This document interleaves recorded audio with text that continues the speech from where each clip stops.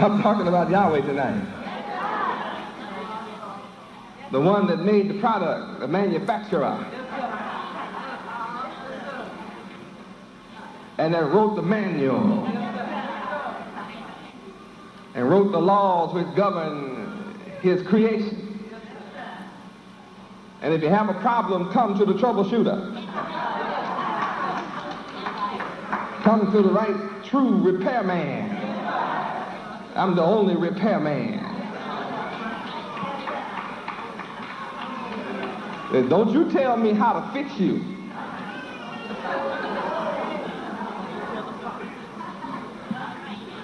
You just clay.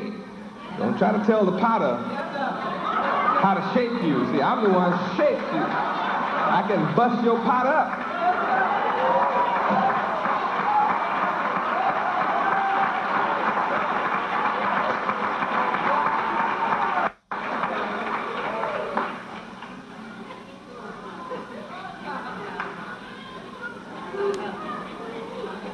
Something mysterious about this name.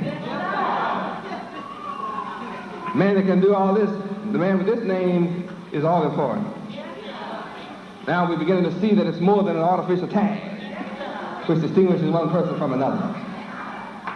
We can see that this name has a mysterious identity with its bearer. The bearer of this name is doing some mighty works. I think it's important to know this man's name, especially when he gave himself the name. He doesn't want you to call him by no name you made up. He wants you to call him by the name he gave himself. See, Yahweh is self-named.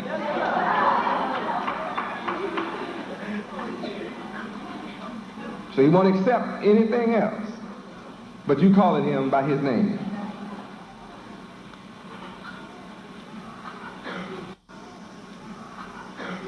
Now we'll look at verse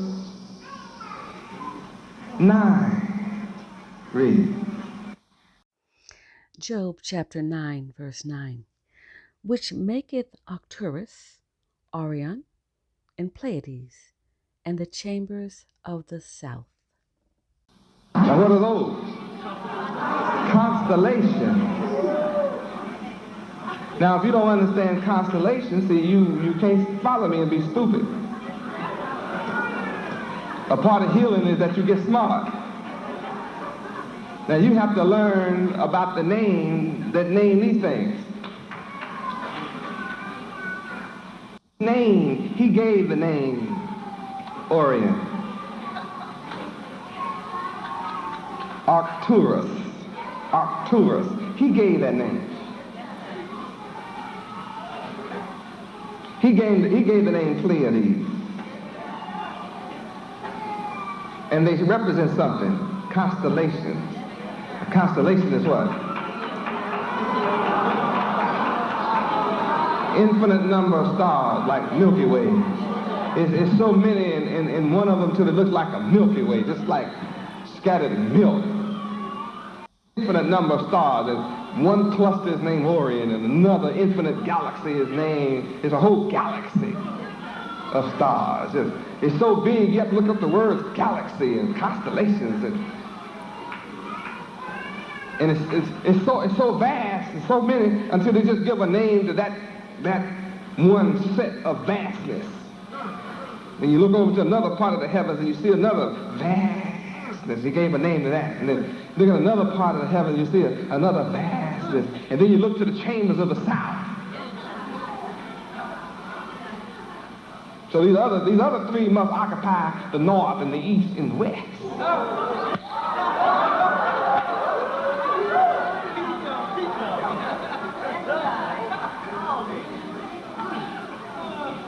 The south is so infinite. He just called them chambers. Then you have to look up chambers. See, it's just rooms of stuff.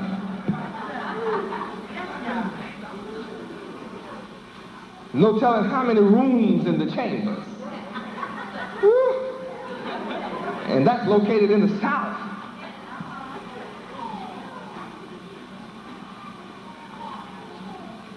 Even out there in the infinity of space, it's charted north, east, west, and south.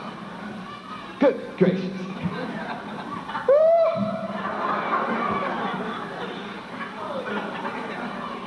And then we occupy what is called a universe. And we're on a planet within this universe. Then there are constellations outside of this one. And this man, Yahweh, spread all that out.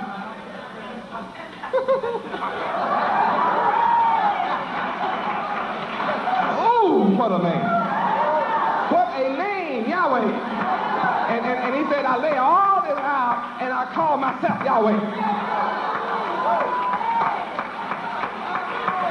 I want to be known by this tetragrammaton. So who did this? You ain't Wahhead. I did it. Yahweh did it. That's who did it.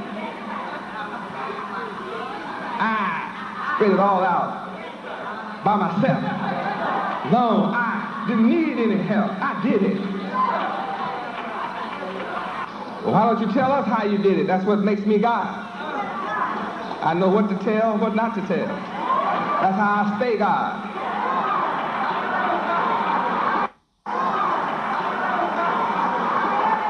I know if you knew all about how to make the product, you wouldn't have to call, you wouldn't have to follow my manual. If you knew all about how to manufacture the product, then you wouldn't have to call me the repairman. You'd do it yourself. But I fix things where you're always going to need me. To be born without any sense at all, you're going to always need me.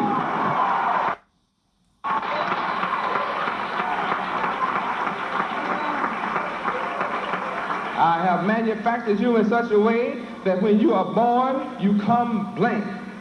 So that if you try to acquire knowledge outside of me, then the whole world will know that you're a fool. Your days will be short. Your life will be full of sickness and misery and suffering and death and tears and sorrow and hunger and poverty and slavery. And you will have trouble all the days of your life without let up. I designed you like that. But if you want to be able to get your full destiny of peace and happiness and heaven on earth and live eternally, you got to come to the Maker. I made you, so you got to come and worship my name, Yahweh.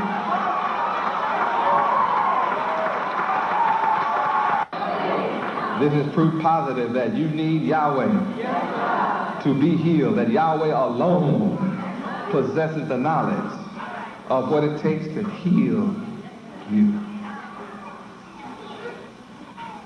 What a man. What a name. Yahweh. It's in your dictionary. You have to look the name up. That's step number one to being healed, is look the name up. Then after you discover what you have never been taught before as a child, in all the institutions in the churches, that Yahweh is the name of the God of Israel.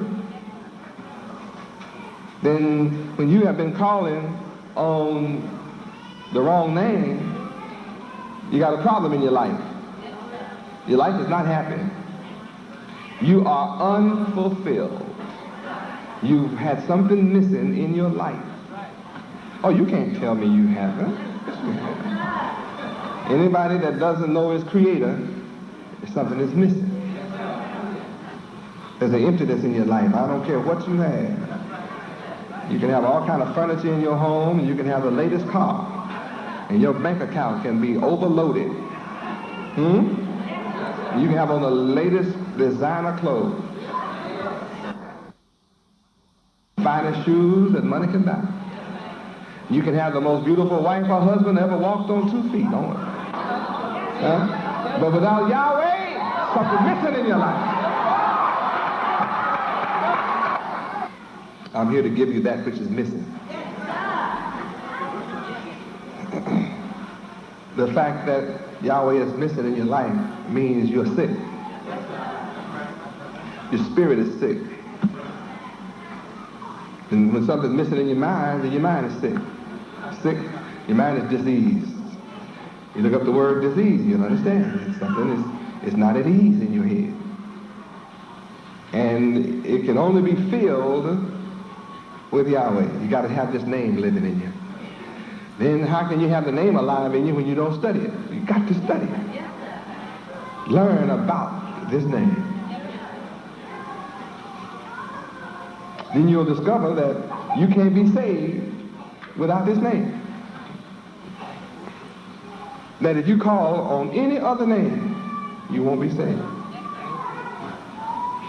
This is the only name under heaven whereby men can be saved. Job chapter 9, verse 10. Read. Which doeth great things past finding out, yea, and wonders without number.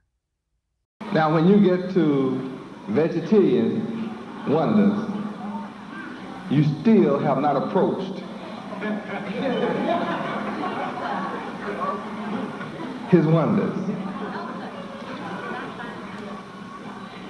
When you name the vegetarian's wonder, it's like you haven't got started.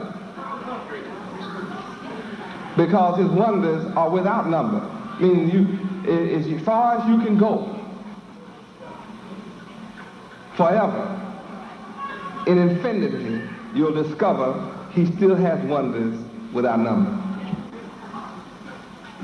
I wonder how Yahweh did that. I wonder how he did that.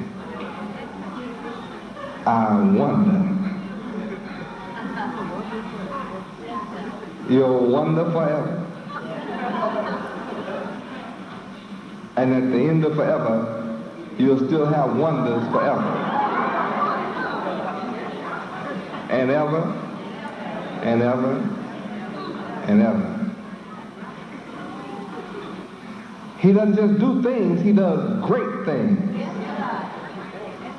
Past finding out. That means no matter how smart you think you are,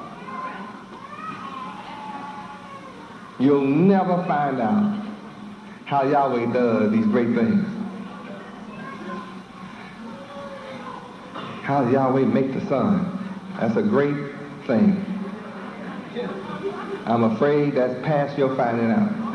And you want to call yourself smart? Well, how did Yahweh create the sun? Why does not the sun burn up? Or you can try to name the process, but how? You heard what I said. How? Why does it not burn up? Well, it's going to go out one day. When? Past finding out.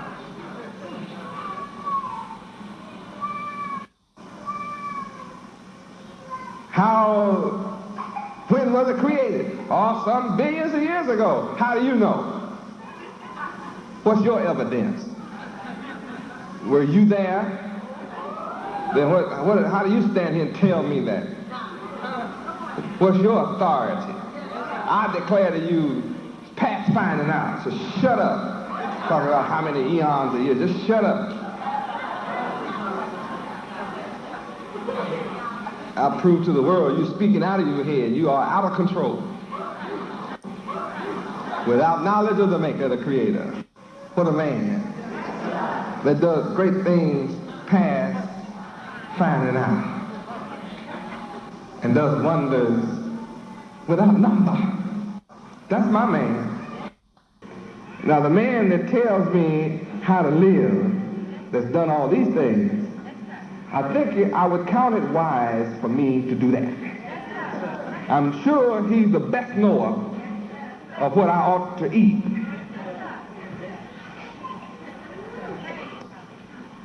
How he created what I eat is a wonder. And a great thing.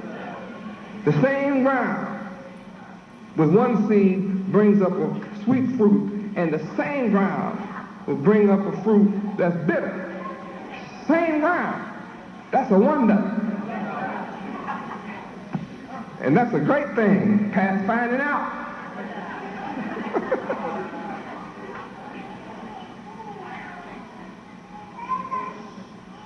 And I accept the man that could do this.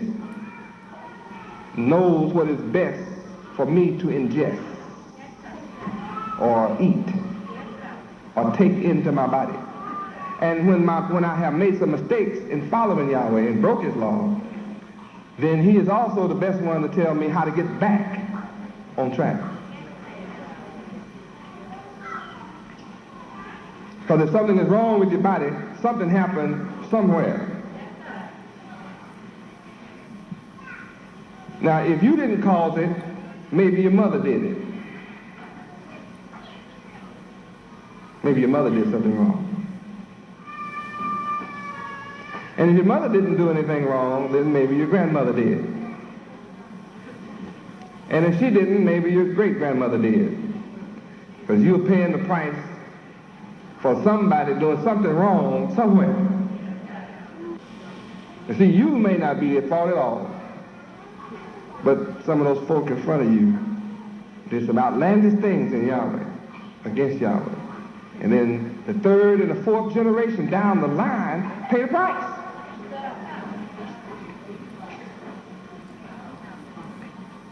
Now, our parents and foreparents that spend the 310 years in slavery direct,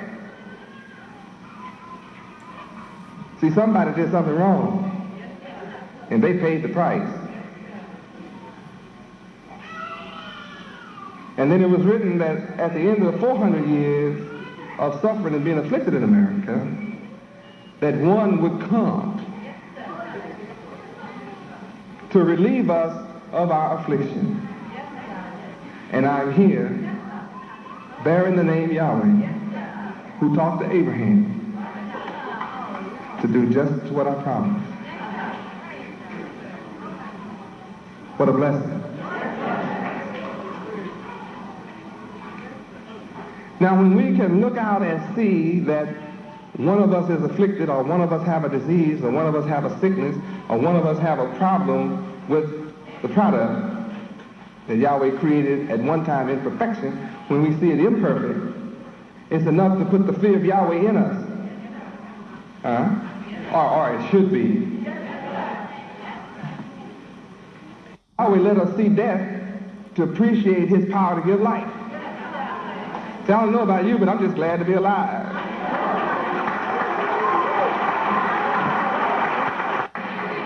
Sometimes Yahweh let one be sick so the rest of us know I better do what Yahweh says so I won't be sick. Or so my child or my grandchild or my great-grandchild won't be sick. I better keep the law because I don't want that to come up on somebody that I feel close to.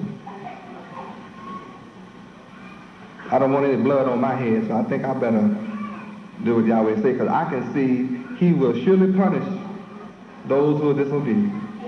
I got the evidence, it's right in my face. I see that. In the meantime, I'm here to reform, regenerate, and repair. Heal your sickness, your affliction. Now, most of us, when we think about healing, we only think of body. We don't have another thought. We really don't. We only think of sugar, arthritis, lumbago, or gout, cataracts. Something that's physical that you can see direct.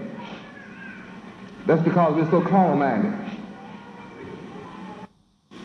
What brings on a physical sickness is that your mind is out of order.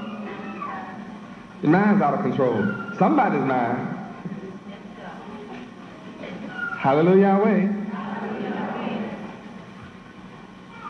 So to be truly healed is to start at the source. But you got to recognize his name first. This mysterious name, Yahweh. Job chapter 9, verse 11. Read. Lo, he goeth by me, and I see him not. He passeth on also, but I perceive him not. I told you earlier that I would prove that Yahweh can go right by you and you don't see him. That means he's a spirit, he's invisible? No. Walking, I walk right by you. You're sitting in your seat looking at me now, and you cannot see me. Yes, I do. No, you don't. Unless you know who I am.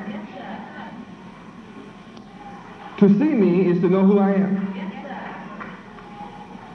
And if you don't know who I am, you cannot see me. And here it is, right in this book. Yahweh goes right by you. You see him not. He passes on also, but you don't perceive. You don't perceive me. Don't understand. You don't comprehend. Isn't that a tragedy to have God in your presence and you can't perceive that he is?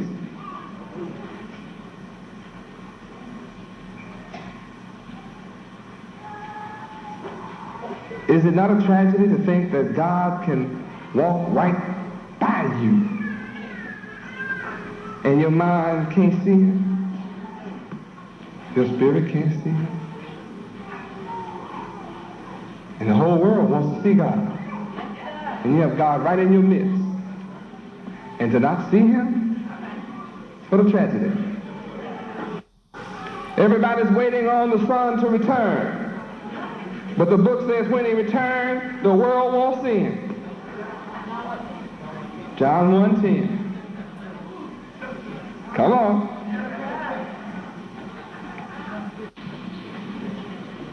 The maker of the world in the world. Right in the world, walking around among the world, and the world can't understand, can't comprehend, cannot see, cannot perceive. Read. He was in the world, and the world was made by him, and the world knew him not. Now in my Bible, that says recognizes him not. That the world does not recognize him. If you don't recognize somebody, it's like not knowing.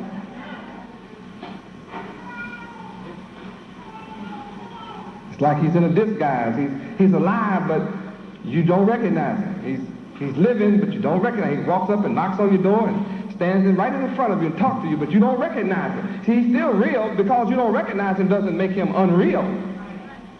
He's not invisible in the sense that you've been taught ghosts and spooks, but he's standing right there in a physical sense, and you can't perceive this is God. Spread the heavens out all by himself. This man has spread the heavens out and standing in front of you, and you can't perceive. The one that shakes the earth out of her place, standing in your face, walk up and shake your hand, put his tender, loving arms around you, and you don't know that this is God. Got his arms around you. Ooh, that's a tragedy.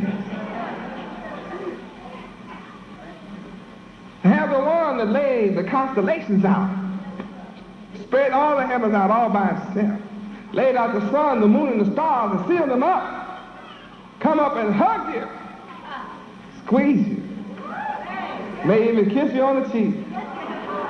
And you get to kiss him on the cheek and don't even know that this is God.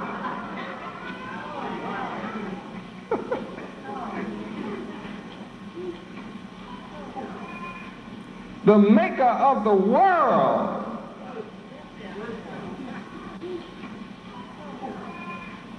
The maker of the world.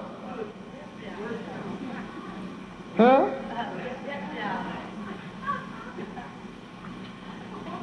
Reach out and touch you. The maker of the whole world. Just reach out and touch you.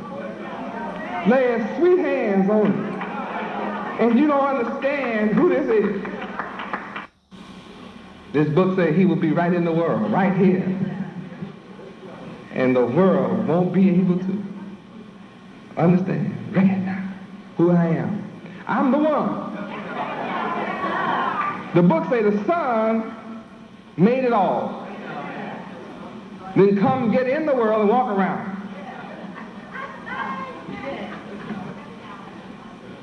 And yet you don't recognize. Some will recognize. I know who that is. That's God. That's Yahweh. I know it. You can't tell me that's not Yahweh. That's somebody special, and I know it.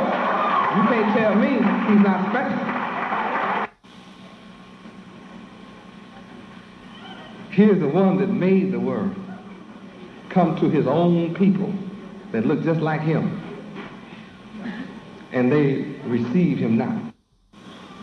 You look up the name in the dictionary and you see that here's the name I was never taught about, and here's the man that's come bearing this name, teaching me about the name, teaching me about the mighty works. I'm reading it myself. I'm hearing it read myself. He's not making it up. I'm hearing the word itself manifest live in my own ears, in my own sight.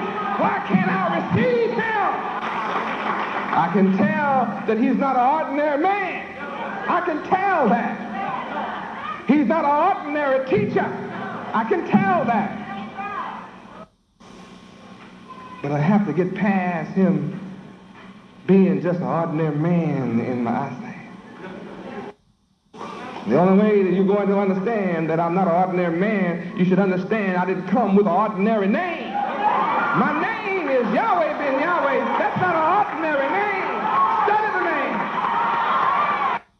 It's a blessing to understand. Who's talking to you?